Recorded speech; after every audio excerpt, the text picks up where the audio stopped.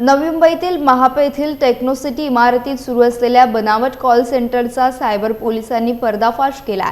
डीजी share market रिसर्चच्या नावाखाली ही टोळी share market, intraday trading आणि इक्विटी गुंतवणुकीत दुप्पट नफा मिळवून देण्याचा आमिष दाखवत लोकांची फसवणूक करत होती।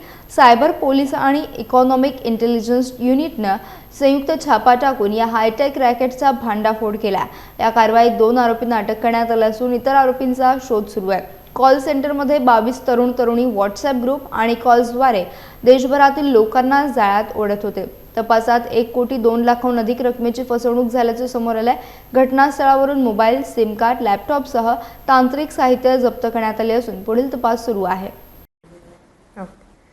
महापे गावामध्ये एक टेक्नोसिटी म्हणून जो IT पार्क आहे त्या ठिकाणी एक डीजी शेअर मार्केट रिसर्च म्हणून एक कंपनी होती। त्यामध्ये नागरिकांना अधिक परताव्याचं आमिष दाखवून त्यांच्याकडून इंट्राडे ट्रेडिंग आणि इक्विटी स्टॉक मार्केट ट्रेडिंगमध्ये लोकांना गुंतवणूक करण्यासाठी प्रलोभन दाखवण्याचा प्रकार घडत आहे अशी माहिती आमचे जे फायनान्शियल इंटेलिजन्स युनिट आहे त्याचे PSI काकड आणि API गोरे यांना मिळाली होती। त्या माहितीला अनुसरून क्राईम ब्रांचचे FIUचं युनिट आणि सायबर पोलीस स्टेशन यांनी संयुक्त कारवाई केलेली आहे। त्यामध्ये म्हणजे खरंच हा प्रकार घडल्याचं निष्पन्न झालेलं आहे।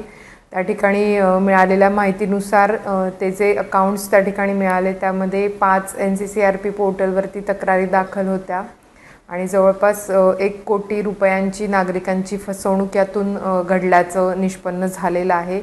सध्या यामध्ये 2 आरोपींना अटक करण्यात आलेली आहे। तसेच एक पाहिजे आरोपी आहे आणि म्हणजे डेटा ॲनालिसिस केल्यानंतर फसवणुकीची रक्कमसुद्धा अजून वाढण्याची शक्यता यामध्ये दिसून येत आहे।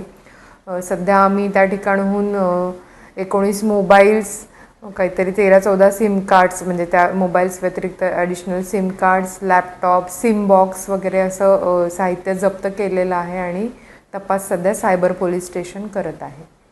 तसं काही नाही आहे, हा पहिलाच त्यांचा प्रकार होता आणि म्हणजे त्यापैकी जे अटक केलेले ते टीम लीडर आणि अशा प्रकारचं काम करणारे लोक आहेत। या व्यतिरिक्त इतर 18 जण एम्प्लॉई त्या ठिकाणी काम करत होते, त्यांच्याकडे सुद्धा आमचा तपास चालू आहे की नक्की कशा प्रकारे हे कामकाज चालतं त्याविषयी। ऑल इंडियातून NCCRP पोर्टलला 5 कंप्लेंट सध्या रिपोर्ट झालेल्या आहेत, तर त्यांनाही बोलवून किंवा इतर आपल्या नवी मुंबई पोलीस आयुक्तालय हद्दीतील काही तक्रारदार आहेत का याचा देखील आम्ही शोध घेत आहोत।